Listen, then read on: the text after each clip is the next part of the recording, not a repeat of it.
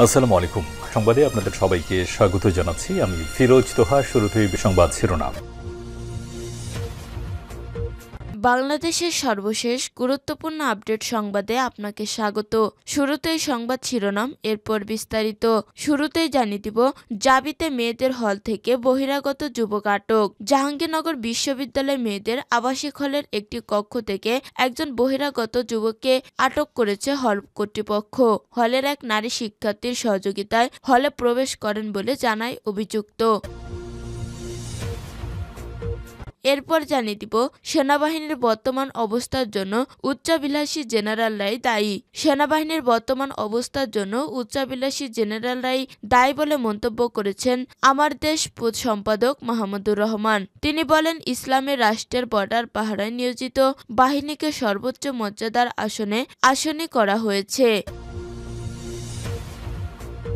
এদিকে নবীন উদ্যোক্তাদের জন্য বিনিয়োগ নিরাপদ করতে চাই বলেন প্রধান উপদেষ্টা।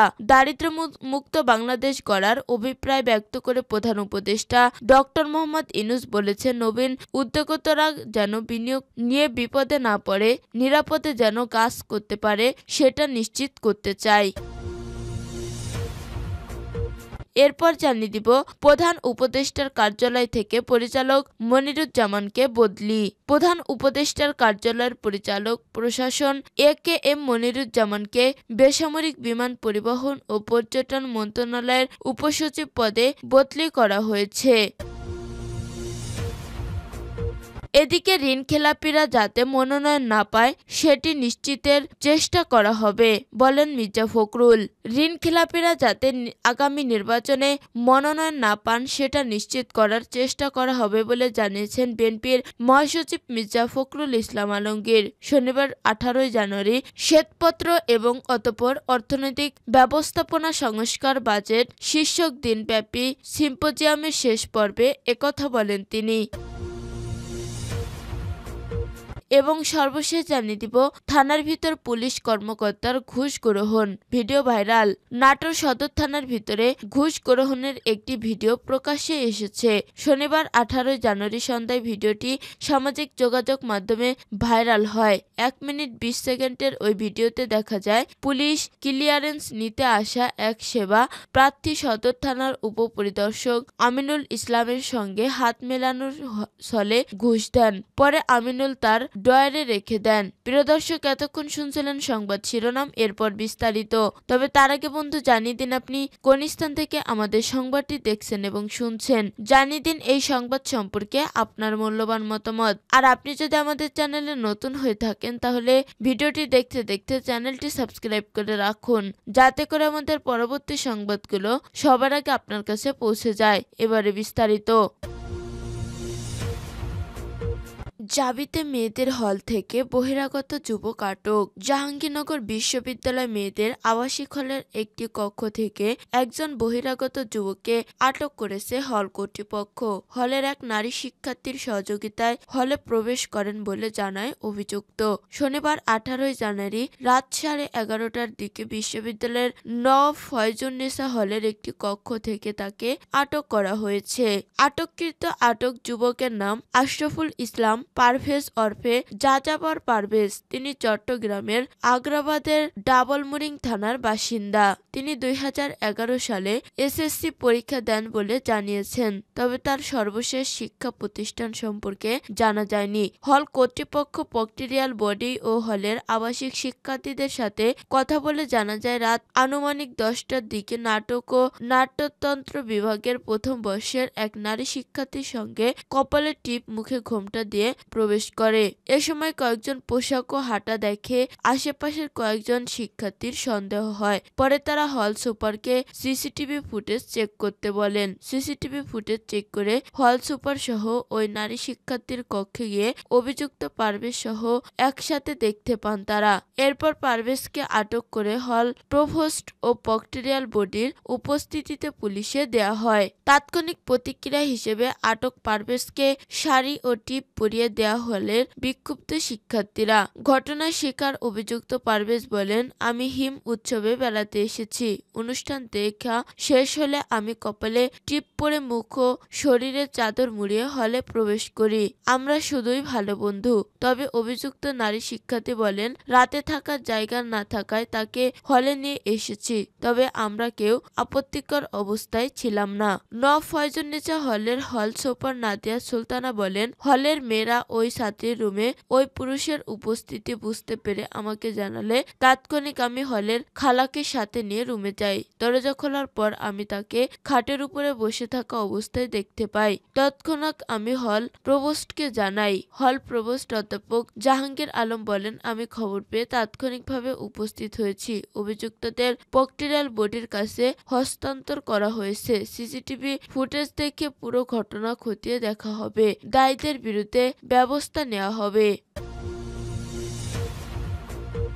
সেনাবাহিনীর বর্তমান অবস্থার জন্য উচ্চাভিলাষী জেনারেলরাই দায়ী।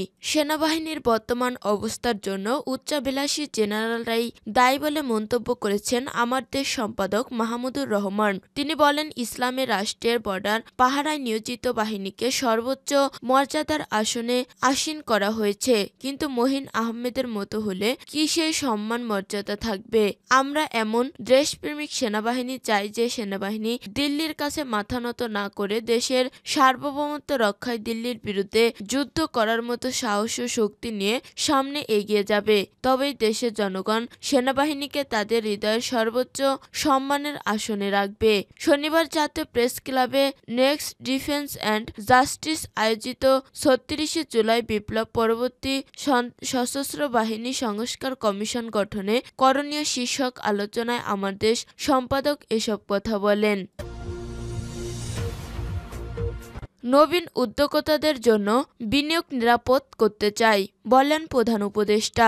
দারিদ্র্য মুক্ত বাংলাদেশ গড়ার অভিপ্রায় ব্যক্ত করে প্রধান উপদেষ্টা ডক্টর মোহাম্মদ ইউনূস বলেছেন, নবীন উদ্যোক্তাদের যেন বিনিয়োগ নিয়ে বিপদে না পড়েন, নিরাপদে যেন কাজ করতে পারেন সেটা নিশ্চিত করতে চাই। শনিবার সন্ধ্যায় রাষ্ট্রীয় অতিথি ভবন যমুনায় নবীন উদ্যোক্তাদের সঙ্গে এক বৈঠকে একথা বলেন তিনি।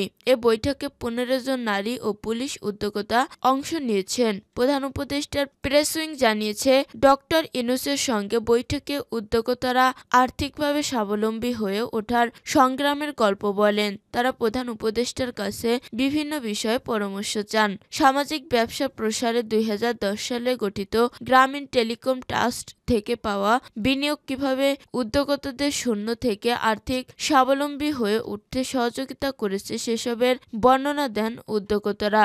এজন্য প্রফেসর মোহাম্মদ ইউনূসকে বিশেষভাবে ধন্যবাদ জানান তারা। বৈঠকে অংশ নেয় উদ্যোক্তাদের অধিকাংশই গ্রামীণ টেলিকম ট্রাস্ট ও গ্রামীণ ট্রাস্ট থেকে বিনিয়োগ নিয়ে ব্যবসা করেছেন। কেউ কেউ ষষ্ঠ ও পঞ্চমবারের মতো বিনিয়োগ পেয়েছেন। উদ্যোক্তাদের সংগ্রামের গল্প শুনে উচ্ছ্বাসিত হয়েছেন প্রধান উপদেষ্টা প্রফেসর মোহাম্মদ ইউনূস। তিনি তাদের কাছে উদ্যোক্তাদের জন্য আরও কি কি পদক্ষেপ নেওয়া যেতে পারে তা জানতে চান। প্রধান উপদেষ্টা বলেন, আপনাদের জীবনের গল্পগুলো ভীষণ অনুপ্রেরণাদায়ক। আপনাদের সঙ্গে দেখা করতে পেরে আমি খুবই খুশি হলাম।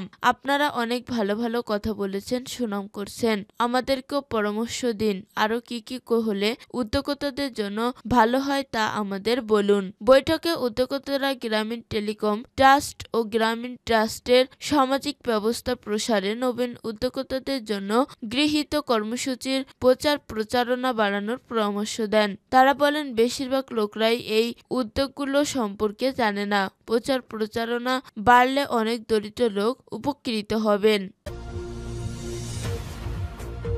প্রধান উপদেষ্টার কার্যালয় থেকে পরিচালক মনিরুজ্জামানকে বদলি। প্রধান উপদেষ্টার কার্যালয়ের পরিচালক প্রশাসন একেএম মনিরুজ্জামানকে বেসামরিক বিমান পরিবহন ও পর্যটক মন্ত্রণালয়ের উপসচিব পদে বদলি করা হয়েছে।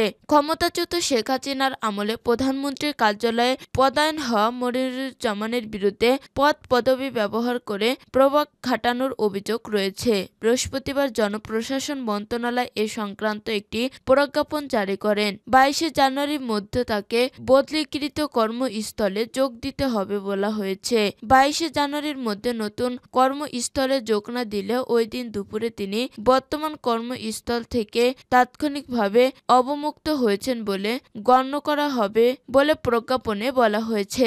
সরকারি একটি সূত্র জানায়, আওয়ামী লীগ সরকারের আমলে প্রধানমন্ত্রীর কার্যালয়ের পরিচালক পদে নিয়োগ পাওয়া মনিরুজ্জামানের বিরুদ্ধে ক্ষমতার অপব্যবহার সহ নানা অভিযোগ আগে প্রধান উপদেষ্টার দপ্তরে। তার বিরুদ্ধে আওয়ামী লীগের সুবিধাভোগী কর্মচারীদের শেল্টার দেওয়াও অভিযোগ রয়েছে।